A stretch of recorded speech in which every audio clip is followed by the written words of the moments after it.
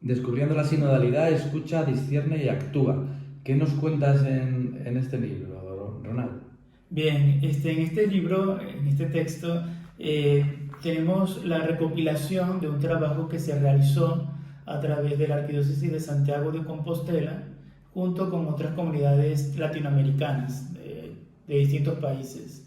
Fue un trabajo que nos reuníamos una vez por semana, gracias a la tecnología, a través del Zoom.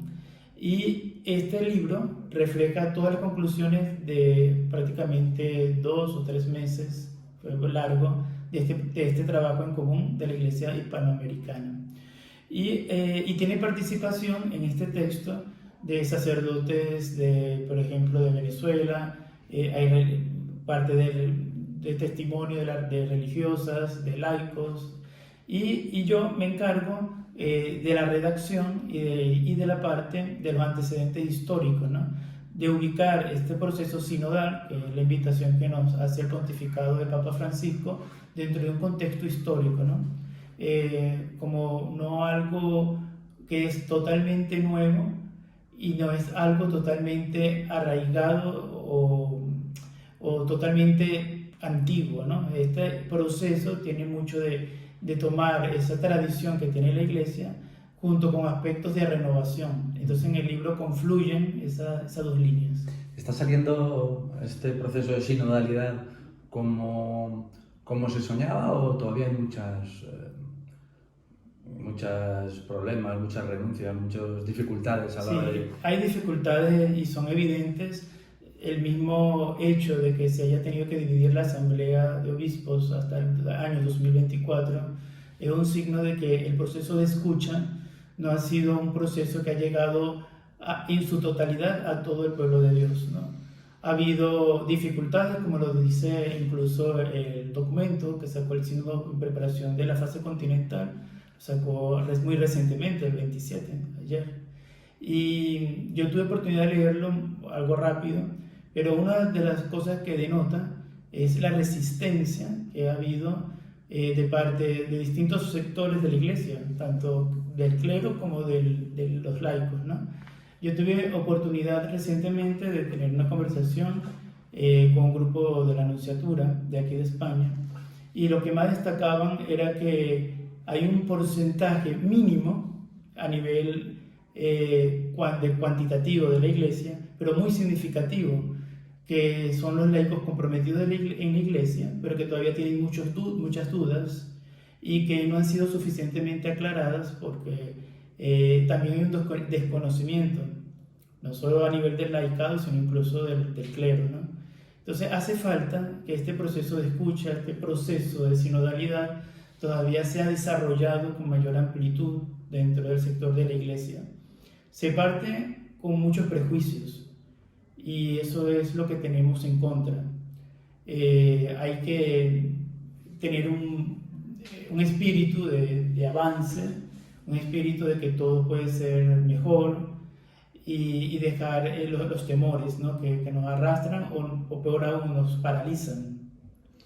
Llegamos tarde en la Iglesia española a este proceso sinodal, tanto con respecto al resto de la Iglesia como con respecto a una sociedad para la que, lo queramos o no, ya la institución ya no es una institución influyente como lo era hace unos años. Sí, dentro de la Iglesia de España yo pienso que no dista mucho de las realidades de otras iglesias, ¿no? Inseguridad con respecto al tema sinodal lo pude constatar en el trabajo que se hizo con otras iglesias, por ejemplo, latinoamericanas, y el desarrollo ha sido muy parecido. Hay comunidades, por ejemplo, que tuvimos oportunidad de trabajar en Guatemala, por ejemplo, donde la sinodalidad era un tema totalmente desconocido, no era, lo conocían por el trabajo que hacían junto con nosotros a nivel de otras iglesias latinoamericanas y de España. Aquí, gracias a Dios, dentro de todo, España está muy bien conectada pues, dentro de Europa, y eso hace que, por ejemplo, que no haya ninguna persona que no haya escuchado sobre el tema de la sinodalidad. Ahora, de allí a que se haya incluido dentro de un proceso homogéneo de preparación y de catequesis, ya sí dista mucho. Pienso que lo que más en contra hay dentro de España, incluso dentro de otras realidades eclesiales, es que hay una polarización, como si fueran especies de partidos políticos, donde hay un fenómeno en la cual hay grupos que se han alineado a una posición contraria a todo lo que significa un progreso, y hay otro grupo que tiene unas propuestas incluso por encima de las oficiales dadas por la Iglesia. Entonces hay una polarización. En esto no hay términos medios. ¿Cómo afrontas el futuro de la sinodalidad? Porque da la sensación de que es una oportunidad fantástica para la Iglesia, pero que para la que no nos han educado. Ahora, de repente, después de muchos años de, todo esto entre comillas, de obedecer una serie de normas, ahora se nos pide que propongamos y que construyamos Iglesia, y que nos corresponsabilicemos, pero da la sensación de que como eso debería generar un proceso que es largo, pero a la vez es complicado dejar más tiempo, dejar que pase más tiempo sin tomar decisiones de corresponsabilidad real, de participación, de toma de consideración y de entrar incluso en las instituciones de poder y de influencia por parte de todos los miembros, todos los bautizados, sí. No solo del clero. Fíjate que la sinodalidad, como lo presenta dentro de un aspecto histórico, tenemos que remontarnos desde el espíritu del Concilio Vaticano II. La verdad es que esta propuesta del pontificado no es una novedad en cuanto es un invento del Papa Francisco, es simplemente retomar el trabajo del espíritu conciliar que ya hace 60 años, si no me equivoco, del concilio, ¿no? Y que lamentablemente a través de vicios que se han ido colando del postconcilio, ha hecho que ese espíritu se retrase, ¿no? o merme, sí, ¿no? Lo que sucede es que es verdad que muchos de los que supuestamente tenemos que construir esa iglesia hace 60 años o no estábamos, o eran muy jóvenes, o han vivido o hemos vivido una iglesia en retroceso en ese sentido. Sí. Sí, exacto. Entonces nos toca retomar y volver a aprender lo que los padres conciliares dijeron, ¿no? Porque como dices, es una iglesia joven con respecto al tiempo y que necesita aprender sus orígenes, ¿no? Y esto del espíritu de la sinodalidad nos invita precisamente a volver al principio, que era lo que proponía el concilio, y eso significa vivir la comunidad como lo presenta el Evangelio y como lo presenta, por ejemplo, Hechos de los Apóstoles y las Sagradas Escrituras. Es una oportunidad de eliminar vicios que se han ido colando, como por ejemplo algo que recalca el Papa Francisco, el clericalismo, como también el laicismo, porque también hay laicos que contribuyen a fomentar estas estructuras de poder que son totalmente anómalas, ¿no? Y que lamentablemente persiguen intereses personales en vez de realmente procurar el bien común o procurar la salvación de las almas. Justamente uno de los paradigmas más grandes que tenemos que romper es de tener miedo a hablar, a conversar, a dar tu opinión, a tener un pensamiento crítico. Estamos acostumbrados de que solamente obedecemos o asentimos lo que el sacerdote o párroco dice, y no hay una propuesta del laico o del fiel dentro de la iglesia por temor a contradecir lo que el clericalismo impone, o simplemente porque siente que no tiene la formación adecuada para poder tener una conversación de ese nivel. Y estamos hablando de que cuando hablamos de comunidad, la misma raíz comunidad viene de común, en la cual no hay más ni menos, sino todos tenemos la dignidad del Hijo de Dios. Aquí la sinodalidad rescata valores que hemos descuidado por años. Por ejemplo, el papel de la mujer es algo que yo siempre recalco e intento siempre resaltar. ¿Por qué? Porque nosotros tenemos una gran deuda como iglesia con la figura femenina. O sea, por un lado hablamos de igualdad, de dignidad, y por otro lado en la práctica no dejamos que eso surja de esa manera. Para mí es como colocarle un límite al Espíritu Santo mismo, ¿no? En la acción normal, cotidiana, lo que debería de ser una comunidad. Este último documento que sacó la Comisión de la Sinodalidad hay un aspecto en que habla sobre la escucha y sobre la recepción a las personas, ¿no? A todas las personas, especialmente a los que buscan a Dios. Y menciona directamente el caso de aquellas personas, de aquellos fieles que han sido marginados históricamente, ¿no? No solamente hablamos de la parte de la homosexualidad, sino también el caso, por ejemplo, de los divorciados vueltos a casar, el caso de las madres solteras y el caso de realidades puntuales que no podemos omitir, que no podemos tapar, aunque muchos sea ese su deseo, y son personas que han sido descuidadas pastoralmente y que tienen el mismo derecho de tener un trato tanto pastoral como incluso sacramental con respecto a otros fieles.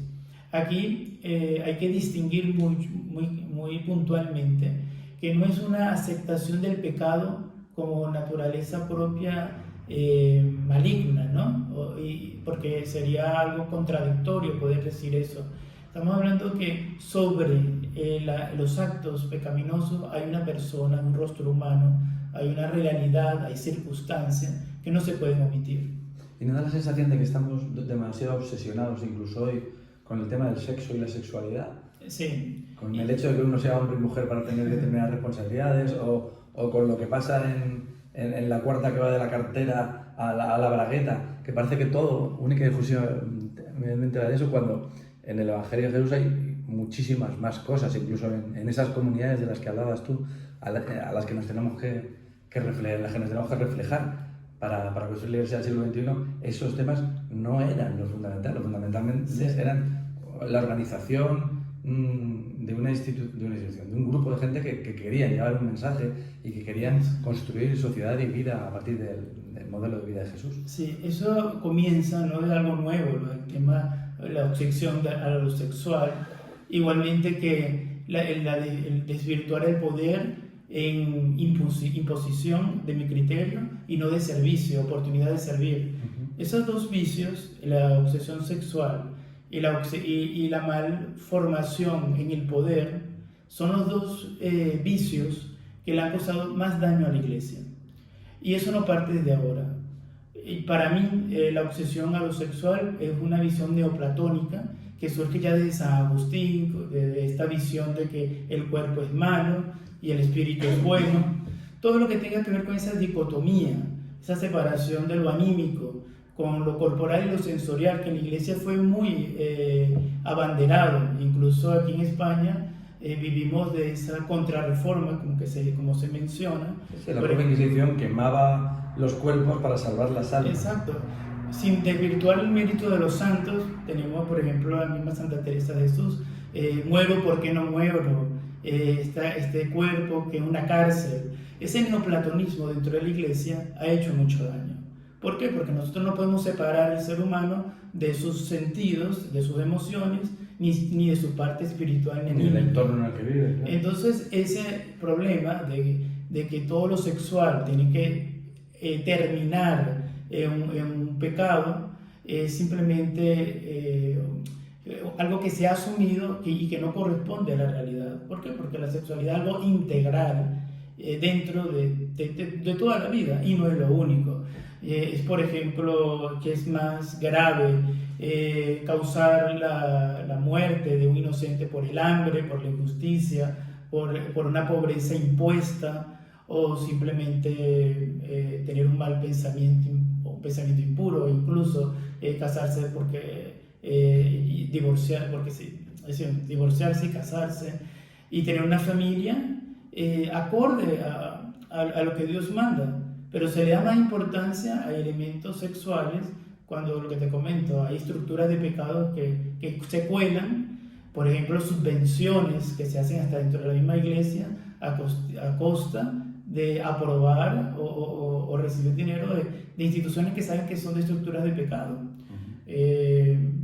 Por ejemplo, el tema del aborto, que es muy sensible, aceptar subvenciones de instituciones o incluso a nivel político que favorezca estos elementos pecaminosos por beneficio económico o de otro índole, Eso yo lo veo más escandaloso que cualquier otro tipo de pecado a nivel sexual. Terminamos ya, Ronald. Sí. ¿Cuál es la iglesia que crees o que te gustaría, que no es necesariamente lo mismo, que saliera de este proceso de 2021-2024, que entiendo que tendrá que tener una continuidad sine die en el tiempo para que funcione y para que germine? Sí, yo pienso en una iglesia en la cual todos se sientan en familia, que como en un hogar, como una familia, cada quien piensa distinto, hay personas que cometen errores, pero no dejan de ser familia. Siempre van a ver su hogar como su casa.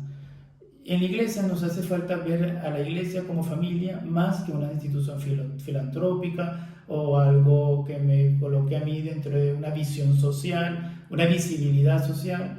Eso no corresponde a lo que es la visión de iglesia. La visión de iglesia es que nos sintamos como familia y que si alguno de nosotros falla, no seamos nosotros los primeros que juzguemos, sino seamos los primeros en ayudar a que esa persona pueda caminar.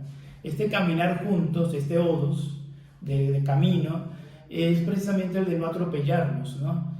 Cuando hablamos de caminar juntos no significa de que voy a meter el pie para que el otro caiga o que si el otro cae yo le paso por encima.